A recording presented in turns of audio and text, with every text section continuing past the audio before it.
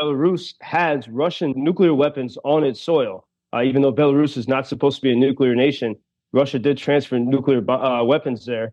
Before we continue, we invite you to follow our channel, the only American show reporting live from Ukraine every day.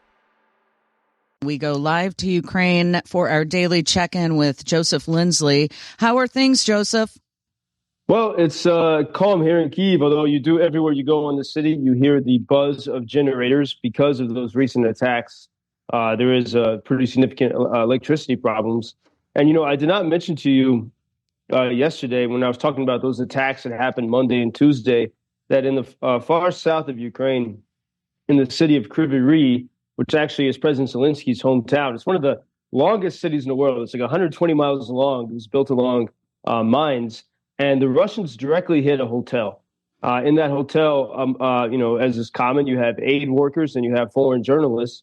And so among the people killed was Ryan Evans, who worked for Reuters. He was there to sort of as a safety guide for the Reuters journalist, and he was killed in this attack on a hotel in Kryvyi. But interestingly, when you read the Reuters story about it, it speaks very passively about this. It says Reuters reporter was killed in a missile attack on the city, but it doesn't. It says people were killed and injured in a strike on a hotel in the eastern Ukrainian city. And in the story, Reuters says that they were unable to confirm whether or not it was a Russian or Ukrainian missile, which is very strange, that there's still, after 2.5 years, is this reluctance to say that Russia is the actor here. Yeah. The organization Reporters Without Borders, they said this was a Russian strike. Why would Ukrainians, strike a hotel? So that's an interesting thing. And as we look at, the story of news and how people talk about the war and everything happening in the world, I should note that in this sort of shocking letter from Mark Zuckerberg, the CEO of Facebook, that was sent to a congressional committee 2 days ago, he noted in the letter, he said that in 2019, the FBI pressured Facebook to censor some stories, and including the story of the Biden family and the company called Burisma. And I note that because it was just sort of mentioned in passing in the Zuckerberg letter, but Burisma is so often either by prominent media like BBC or by sort of right-wing anti-Ukraine guys like Tucker Carlson. Burisma is called a Ukrainian company. And so it's interesting that that's mentioned in the Zuckerberg letter, but it really didn't attract the attention of the headlines about Zuckerberg's letter, in which he apologized for censoring news. But it's important to note that Burisma, the guy that ran that company, was part of the government, the pro-Kremlin government that the Ukrainian people kicked out of their country in 2014. And so to call Burisma Ukrainian is false. The leadership fled to Moscow, and when they were in Russia is when they began to pay the son of Vice President Biden, Hunter Biden. And so I think it's part of Russian propaganda to claim that this is a Ukrainian company because they want to portray this picture of Ukraine as somehow corrupt.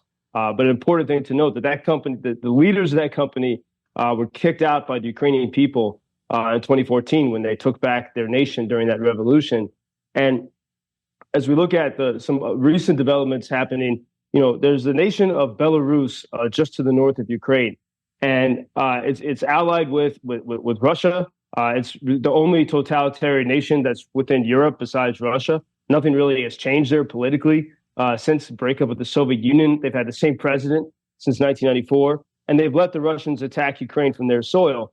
Well, in the past days and week or so, Belarus is bringing a lot of their own Belarusian military equipment toward the border with Ukraine.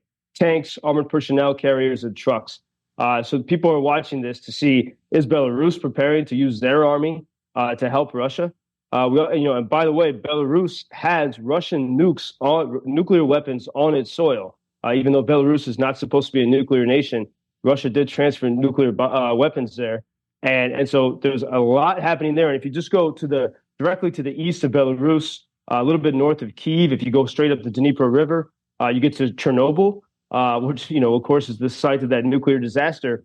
And right to the east of that there are 3 Russian regions where Ukrainians are now making an advance. So no longer only in one region, Kursk, but now in the regions of Bryansk, Kursk, and Belgorod. So there's movements in Belarus, but Ukrainians are also making more progress on the Russian soil. Well, I'm glad you had a peaceful night, and I'm wishing you that again tonight. Again, Joseph, honestly, I don't feel okay until I hear you in the morning and make sure everything's all right. And we will check in tomorrow. And if people want to support the effort, they can go to UkrainianFreedomNews.com. Anything else you want to add before we let you go today?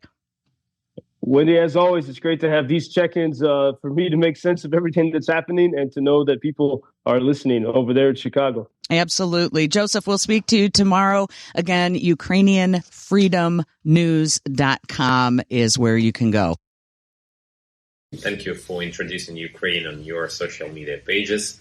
That's very important that much more people can get more information about the situation here and how everybody can help Ukraine to stay stronger and to save all the world. Що він сказав? Well, which side are you on? На чиїй ти стороні? Come on now. Oh, which side are you on? На чиїй ти стороні?